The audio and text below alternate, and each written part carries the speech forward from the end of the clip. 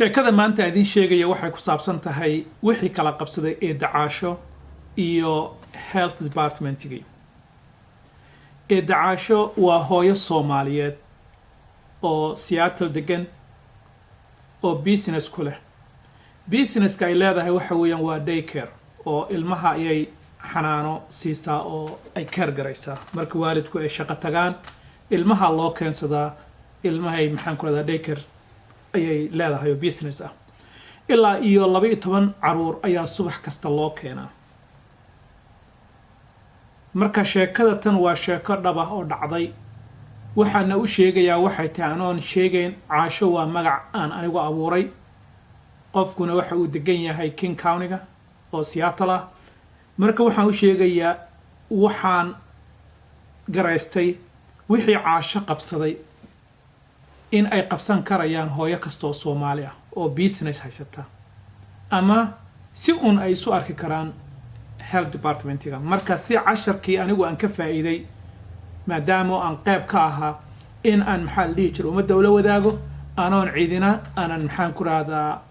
aanan sheegayn magacood iyo identigooda xitaa aanan close u noqonayn oo u dhawaanayn maxaan ku raahdaa inaan disclosure ku sameeyo qof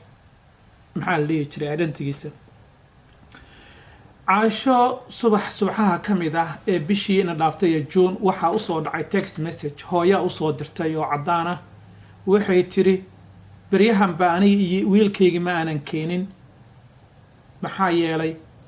aniga xanuunsaday waa la ibaaray positive baan noqday cunugaygana haddaan maxaan ku raahdaa asna aan baaritaan u diray marka sababtaas cunugaygu uu kaaga maqnaa maalmahan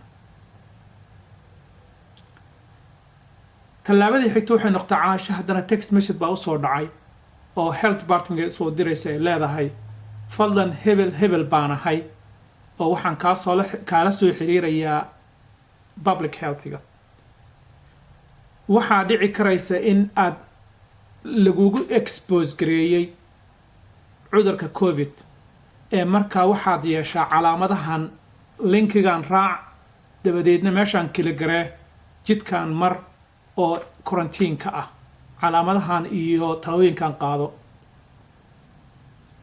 Caasho waxay la yaabtay health departmentiga numberkii bay wacday numberkii wuxuu noqday number automatic response bixinaya ee aanan qof bini'aadamba aanu ahayn oo automated phone number ahaa kadib Caasho maalin kale la soo wacay oo waxaa lagula taliyay in ay baaritaan samayso baaritaankii bay samaysay Caasho waxay noqotay horta koow intaysan baaritaan ka samayn daycare-kii waa inay xirto ayay noqotay oo dadkii ilmihii ay kala fasaxdo maadaama gurigii uu soo galay cudurkii oo cunug ama qof qabay ay meesha ka soo dhawaadeen ilmihii way fasaxday oo waa lagula taliyay inay fasaxdo kadibna baaritaankii bay samaysay Caasho kadib maalmo kadib iyana waxaa u soo cadaatay inay iyana positive tahay Caasho marka haddana kadib message kale u soo dhacay maalintii xigtaba within 24 hours health departmentigu waxay yiraahdeen isolation baad gelaysaa ilmahaagii adigu waad kala fogaanaysaan inta ilmaha maxaan ku raahdaa laga ogaanayo xaaladooda adiga you have to self isolate hadalkii baa u dhadhami waayay hooyo Caasho waxay tiri waxaad sheegaysaan waa wax maxalli anigu xanuun ma dareemayo haddaad arkaysaan codkayga sida u dhashay xabeeb baan leeyahay anigu ma qufaco hirgab calaamadaha sheegaysaan wax aan arkay ma jirto waxaa la yiri guriga ha ka bixin guriga waxay tiri anigu haddee yaa ii xamaalaya haddaanan maxaan ku raahdaa guriga ana ka bixin businesskii waa xiray laakiin dhaqdhaqaaq yar inaan sameeyo waa dhici karaysa على كل حال أنت نوعاس مركي مريسو أو شيكودو إسكو عكران تهي أو يدعي كريسة إدعاشو إن أي أما لقدي أما فهمكي يتردن عافمات كويسان قاين ما دام داد كان دولدونا أي دونيان قفكي عذر كإكسبوشر كو كود عين إني كورانتين جريان أو لبويك وميال كو حارسنادو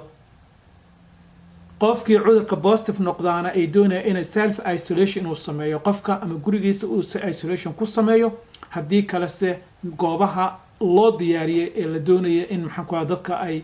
meesha ay ku nabdoodaana ay ku nabad galaan ay recovery ku sameeyaan meeshaasaa loo soo bandhigay waxay tirse gurigay kama tegay anigu marka calaa kulli xaal iyadoo arrintaa cakiran baa waxay noqotay in aanu markaasi howshaasi dhexdhexaadin ka sameyno kadibna caasho ilmihii bay u dirtay oo baaritaankii loo sameeyey ilmihii alla mahadii cudurkii lagama helin marka waxay ahayd ballantu caasho in ay koorsigeeda dhammaysato oo muddo 10 maalmood ay gurigeeda ku nagaato oo ay self isolation ay samayso halka caruurtana lagu amray waxaa la yidhi marka adiga 10kaaga maalmood aad dhammaysatid oo ay ku dhammaato adiga oo adigu aad clear noqotid ilmahaaguna markaasi iyaguna bilaabayaan 2 weeks from that moment 2 week ayay bilaabayaan oo 2 week bay noqonaysaa iyana inay guriga joogaan waa haddii aan la ogeyn xaalkooda wuxuu yahay maxaa yeelay iyaga waxaa loo tixgelinayaa inay exposure uu ku dhacay oo cudurkii uu asiibay laakiin aan la garanayn maadaama ay ka agdhowaayeen qof xanuunsanaya marka ay dacaasho runtii markii dambe way garaysatay arrinta maxaa yeelay businesskeedii baa ku xiran nafteedii iyo meeshii dhaqaaluhu ka soo gelayeen baa ku xiran waxaa dhici karaysa in arrintu ay saameynba aan ku yeelato waxaa soo hoosgelaysa wasaaradda maxaan ku rahdaa Department of Licensing Health maxaa la Health and Human Services qaybtooda caafimaad u qaabilsan maxaan ku rahdaa license inay siiyaan waxyaalo badan baa meesha soo hoosgelaya oo qofka businesskiisa dhibaato u geysan karaya marka calaa kulli xaal ilaah waa u fududeeyay ilmaheedii kama aysan xanuunsan maalmihii loogu talagalay bay dhammaysatay markay maalmuhu u dhammaadeen bay maxaan ku rahdaa ay clear noqotay oo ay businesskeedii ay dib u furtay ama u furi doontaa marka businesska waqtiga uu dhamaado marka muhiimaddu waxay tahay waxaa dhacaysa public healthgu inay durbaba kula soo xiriiraan marka ay ogaadaan in qof uu agtaada ka dhawaa waxa loo yaqaan contact tracing adigu ma ogid laakiin qof adiga aad carekiisa haysay adiga aad mas'uul ka ahayd baa positive noqday adiga isla markii waxaa lagu soo diraya waxaa lagu leeyahay markay way og yihiin we have information in adiga exposure uu agtaada jiro oo cudurkii agtaadu ka dhawaa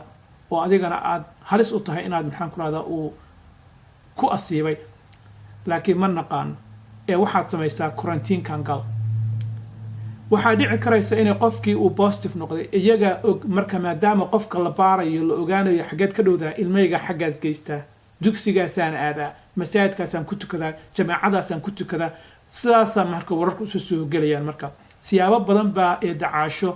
warku u soo galay sidaasaana maxaan ku rahdaa calaa kulli xaal isla markiiba text message loogu soo diray loo soo wacay